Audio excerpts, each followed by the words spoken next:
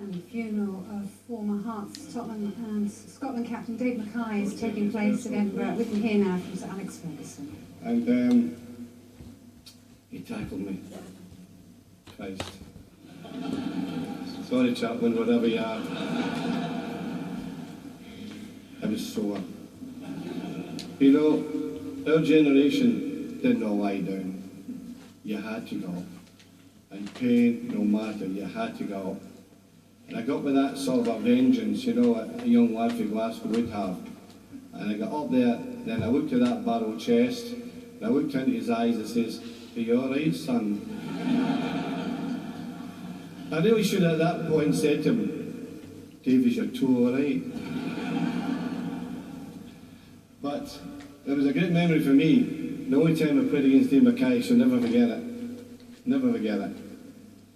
Some years later, I'm in the airport with our team. I think we transcrossed, going to European tie, and the Tottenham team were in. At that time, by the way, no private executive lounges. You're in the cafe with the rest of them. And here's Dave Mackay and Tottenham players playing this game. And I know what you know what it is. And he gets a coin, he gets onto his shoe, flicks up to his forehead, and in his pocket. I says, "Christ, that's good. That's fantastic." And it created a fad. I mean, Rangers players and we Willies here today, they'll all tell you about that. For ages after they're all getting this coin out in the shoe. And so he created something that was a pioneering expedition by Dave Mackay. I think that, in reflection about Dave Mackay's life, is this. You talk about this great courage you had. I think it's unfair. I think, and all the papers, everything I read is about this great courage he had. We know he was the bravest man in the world, we know that. But he was a fantastic footballer. He was skillful. And I think Cliff summed up perfectly. A team can be good, it can be great by certain introductions.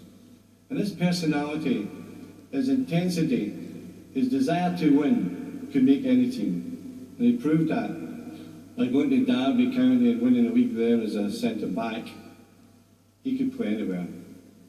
And I remember, I thought it was a nice piece in the papers about, he says that he didn't enjoy reading that about that. You see that photograph of him and Billy Bremner portraying him as a bully. He says, "I don't like bullies."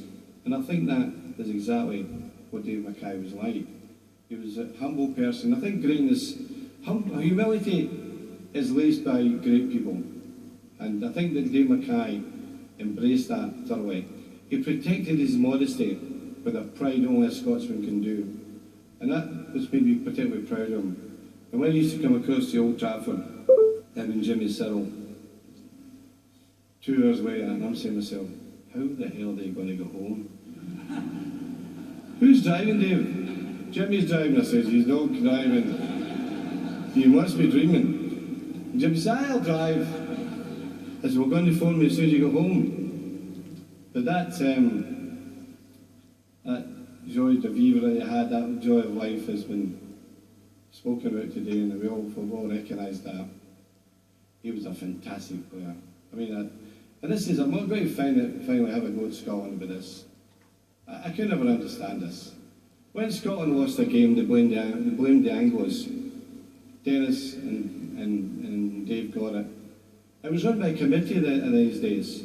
Scotland was picked by a committee, heads in the sand, you know.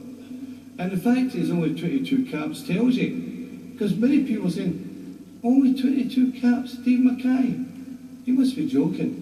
And of course, we're not joking, it's serious. 22 caps for a player, excuse me, as good as that.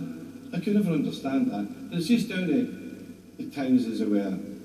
If Mark Busby were the manager at this time, of course, you'd have got 50 odd caps. And these days you only played really 4 games a year in the home internationals. And that tells you the fact they got 22 caps against the sort of a common assault and Anglo players tells you how great a player he was. His record's fantastic.